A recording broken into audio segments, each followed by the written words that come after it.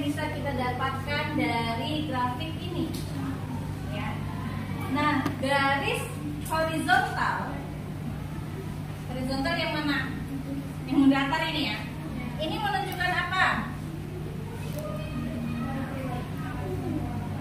Apa? Berat. Ya, berat molekul. Oke. Jadi garis ini menunjukkan massa molekul. Garis yang horizontal, yang vertikal, yang tegak itu menunjukkan titik. Oke. Nanti kita di sini coba menganalisis apa sih hubungannya antara titik didih terhadap besarnya molekul atau beratnya molekul. Ya, setiap senyawa itu punya massa molekul yang berbeda. Seperti juga kalian ini punya berat badan yang beda-beda kan? Nah, biasanya berat badan itu berpengaruh terhadap variabel yang lainnya. Apa ya contohnya ya? Kalau kalian misalkan, oh berat badan nanti berpengaruh terhadap apa? Kencangnya dia lari. Nah, bisa tuh. Seperti itu. Nah, kalau ini kita menghubungkan berat molekul terhadap titik didih. Nah, kita melihat itu sebagai faktor pertama. Nah, sekarang silahkan lihat. Di situ ada sebuah garis, itu garis kuning. Ya, ada garis kuning CH4, SIH4, GEH4, SNH4. Ya, jadi ini adalah persenyawaan yang semuanya mengikat atom H. Namanya senyawa hidrida. Ya. Nah, ada C. Coba ini apa sih hubungannya? Kalian bawa sistem kreditnya. Coba dilihat sistem kreditnya. Ya. C ketemu C. C ketemu. Ya, karbon. C aja. Kita lihat atom pusatnya ya. C, kemudian Si ketemu. Kemudian Ge ketemu. Sf ketemu. Nah, ini unsur-unsur berada dalam satu golongan. Nah, yang kita ingin analisis di sini adalah bagaimana kecenderungan unsur-unsur dalam satu golongan. Nah, kita bisa simpulkan berarti unsur-unsur dalam satu golongan dalam senyawa yang beridaya, bagaimana titik didihnya? Semakin tinggi atau semakin meningkat. Ya, itu informasi yang pertama yang bisa kita dapatkan dari grafik ini. Ini semakin meningkat. Nah, selain nanti molekulnya, massa molekulnya, nanti silahkan kalian kaitkan juga dengan kepolarannya. Ya, kepolarannya. Polaran bisa dilihat dari apa kemarin? Bentuk molekulnya. Dia simetris atau tidak ya? Nah, karena itu berpengaruh semua terhadap titik didih. Ya, sekarang kita fokus untuk melihat sifat titik didihnya. Ya, kenapa dia berubah-ubah seperti itu? Kenapa dia berbeda-beda? Dan ada yang teratur, ada yang tidak. Nah, kita fokus seperti di situ. Kita coba cari tahu. Kalau kita tahu nih, gua kasih contoh ya. Satu contoh, nanti mudah-mudahan bisa nanti kalian kembangkan pertanyaan berikutnya. Nah, informasi yang tadi pertama kita dapatkan ini unsur-unsur dalam satu golongan, ya, dari CH4 sampai SNH4, titik didihnya mengalami peningkatan. Itu kan informasinya ya. Nah, kalau kita belajar kimia, nggak cukup sampai di situ. Itu masih belajar fisika, masih hanya melihat sifat fisiknya. Tapi ketika kita belajar kimia, kita coba lebih dalam lagi, ya. Kita coba selidiki lebih dalam lagi. Kenapa seperti itu? Ya.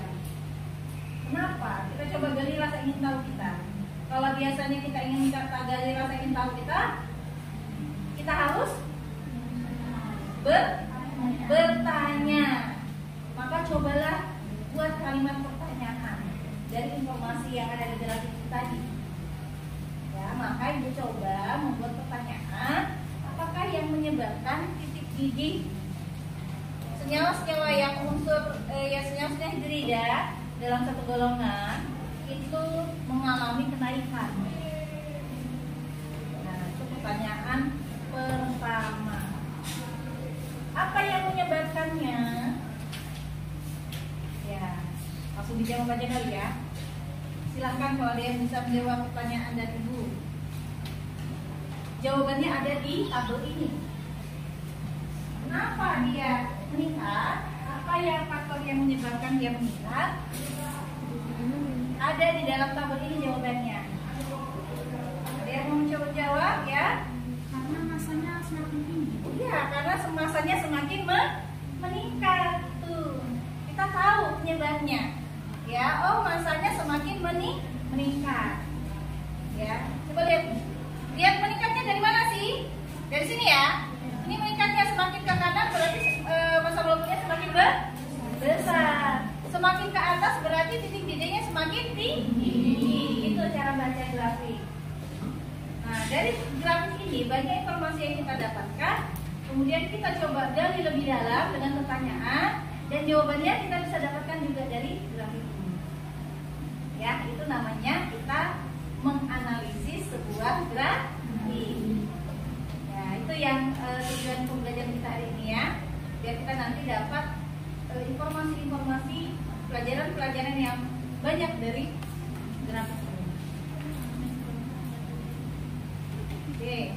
Nah, sekarang silahkan kalian buat satu pertanyaan ya. Tidak hanya di garis yang oranye ini, boleh di garis yang lainnya, atau mungkin ketika kalian menemukan ketidakwajaran garisnya, silahkan ditanyakan, atau mungkin kalian juga bisa menghubungkannya dengan bentuk molekulnya, ya, atau apa namanya ya, atau kalian juga bisa membandingkan, ya, membandingkan antara dua senyawanya. Nah, silakan. Jaga. Kenapa di golongan 4A CH4 itu mencapai titik didih terendah? Mengapa CH4 ya, kenapa dia paling rendah? Pertanyaannya silakan. Silakan ya. Mengapa titik di pH 3 berdekatan dengan HCl? Coba diulangi pertanyaannya. Mengapa titik di pH 3 berdekatan dengan titik yang ada di HCl? Mengapa pH 3 itu berdekatan dengan HCl? Boleh. Silakan. Yang lainnya. Silakan. Ya. Kan yang kalau yang bawah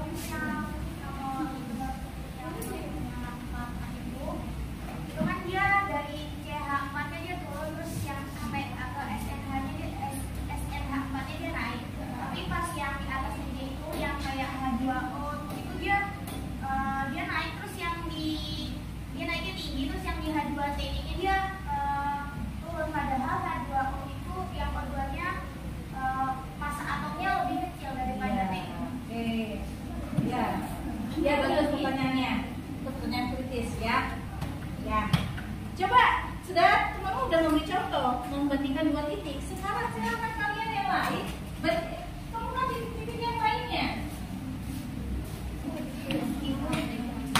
Ya, Kalau di luar dari grafik itu bisa nggak? kita fokus ke grafik. Apa yang di luar dari grafik? Coba. Apakah ada yang massa berat dan massa didihnya yang setara stabil? Massa beratnya sama didihnya itu selalu setara, jadi dia kayak lurus gitu. Tidak berpengaruh. Apakah ada senyawa?